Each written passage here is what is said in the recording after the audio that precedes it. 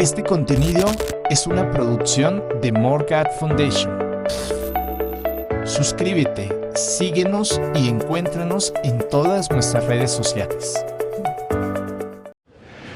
Years ago, when my brothers and I were boys, hace años, cuando mis hermanos y yo éramos niños, nuestra madre se sometió a una gran operación quirúrgica para erradicar un cáncer. Estuvo muy cerca de morir. Fue necesario extirparle mucho tejido del cuello y del hombro, y durante mucho tiempo fue muy doloroso para ella usar el brazo derecho. Una mañana, a un año de la operación, mi padre la llevó a una tienda de artículos eléctricos y le pidió al gerente que le mostrara cómo usar una plancha para ropa que él tenía. Se llamaba Ironrite. La máquina se operaba desde una silla, para lo cual se presionaban unos pedales con la rodilla para bajar un rodillo acoginado contra una superficie caliente de metal y hacerlo girar. Y por allí se hacían pasar las camisas, pantalones, vestidos y demás prendas. Como podrán imaginar, esto facilitaba el planchado, y era mucho, pues en nuestra familia éramos 5 varones, en especial para una mujer con un uso limitado de su brazo. Mi madre se sorprendió cuando papá compró la máquina y la pagó en efectivo. A pesar del buen ingreso que él tenía como veterinario, la operación de mamá y los medicamentos los habían dejado en una situación financiera difícil. De camino a casa, mi madre estaba alterada. ¿Cómo podremos pagarla? ¿De dónde había salido el dinero? ¿Cómo nos arreglaremos a partir de hoy? Papá le contó que durante casi un año no había almorzado para ahorrar el dinero suficiente. Ahora cuando planches, le dijo, no tendrás que dejar de hacerlo e ir al dormitorio a llorar hasta que se te pase el dolor del brazo. Ella no sabía que él se había dado cuenta. Yo no me percaté del sacrificio y el acto de amor de mi padre por mi madre en ese tiempo, pero ahora que lo sé, me digo a mí mismo, he ahí a un hombre.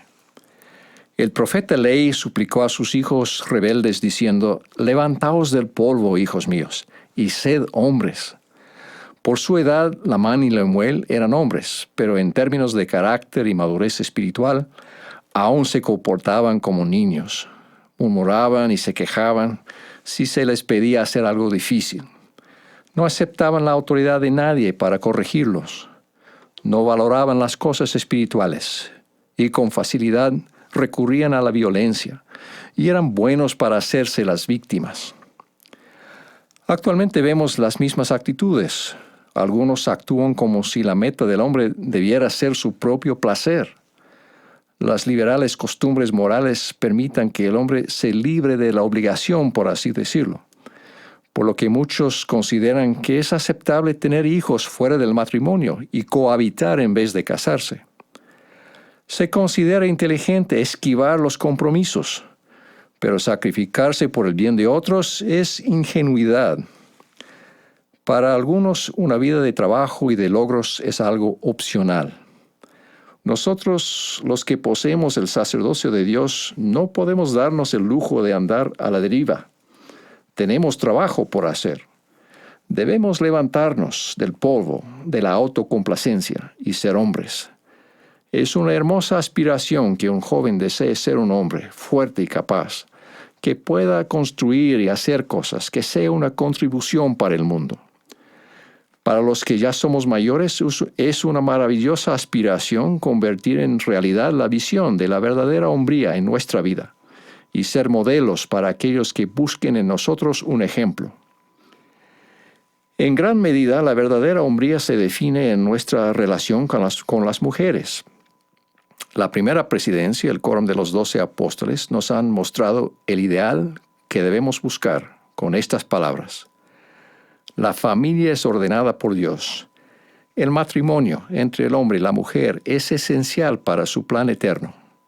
Los hijos tienen el derecho de nacer dentro de los lazos del matrimonio y de ser criados por un padre y una madre que honran sus promesas matrimoniales con fidelidad completa. Por designio divino, el padre debe presidir sobre la familia con amor y rectitud, y tiene la responsabilidad de protegerla y de proveerle las cosas necesarias de la vida. Al paso de los años, he visitado a los miembros de la Iglesia en muchos países, y a pesar de las diferencias en circunstancias y culturas, a donde he ido me han impresionado la fe y la capacidad de nuestras mujeres, incluso de algunas muy jóvenes. Muchas de ellas poseen fe y bondad extraordinarias, conocen las Escrituras, son muy desenvueltas y tienen confianza. Me pregunto, ¿tenemos hombres que igualen a esas mujeres?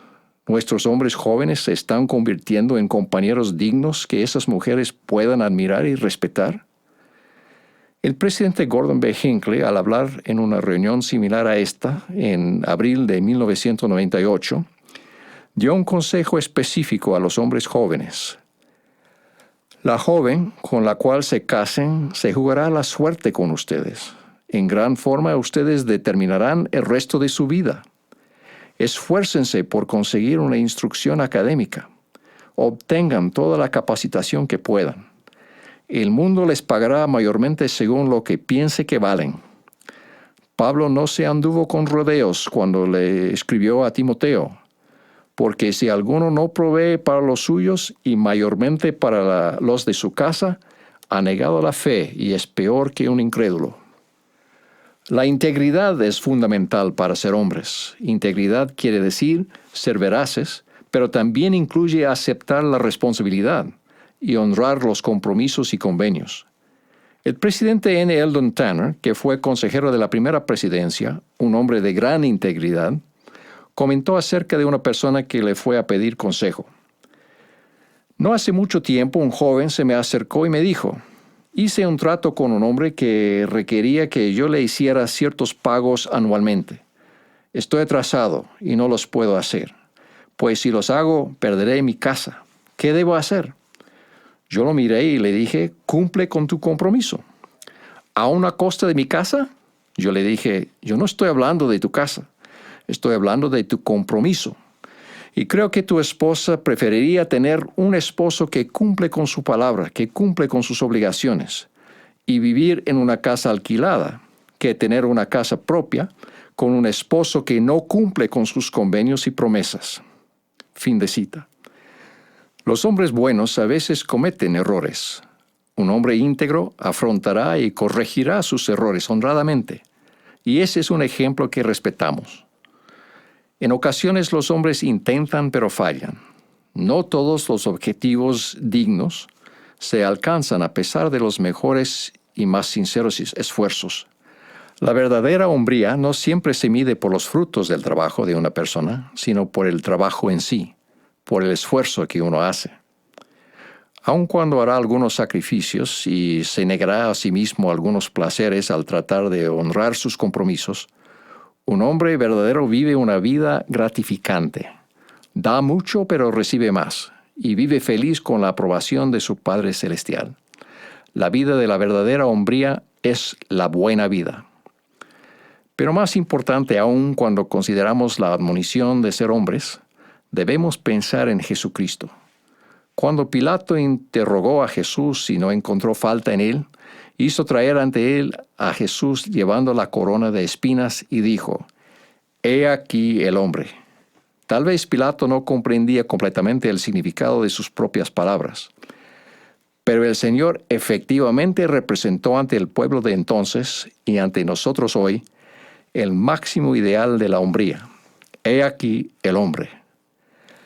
El Señor preguntó a sus discípulos qué clase de hombres habían de ser, y luego contestó, «En verdad os digo, aun como yo soy». Esa es nuestra búsqueda final. ¿Qué hizo Él que nosotros como hombres podemos emular? Jesús rechazó la tentación. Cuando lo enfrentó el gran tentador, Jesús no cedió a las tentaciones. Él rebatió con el pasaje de las Escrituras, no solo de pan vivirá el hombre, sino de toda palabra que sale de la boca de Dios. Los mandamientos del Evangelio y las normas son también nuestra protección.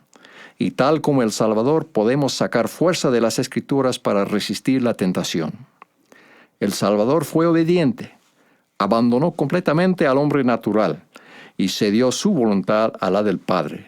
Fue bautizado para mostrar que según la carne, Él se humilla ante el Padre y testifica al Padre que le sería obediente al observar sus mandamientos. Jesús anduvo haciendo bienes, usó los poderes divinos del santo sacerdocio para bendecir a los necesitados, como sanar a los enfermos, resucitar a los muertos, hacer que los cojos anden y que los ciegos reciban su vista, y que los sordos oigan, y curar toda clase de enfermedades. Jesús dijo a sus apóstoles: «Y el que de vosotros quiera ser el primero será siervo de todos, porque el Hijo del Hombre no vino para ser servido, sino para servir, y para dar su vida en rescate por muchos». Como sus consiervos podemos llegar a ser grandes en su reino por medio del amor y del servicio. Él dio su vida para redimir a la humanidad, y seguramente nosotros podemos aceptar la responsabilidad de quienes Él ha confiado a nuestro cuidado. Hermanos, seamos hombres de Cristo. En el nombre de Jesucristo. Amén. He gave his life to redeem mankind. Surely we can accept responsibility for those he entrusts to our El del Christofferson ha pregrabado su discurso y vamos a escuchar el final de su discurso en inglés. In the name of Jesus Christ, amen.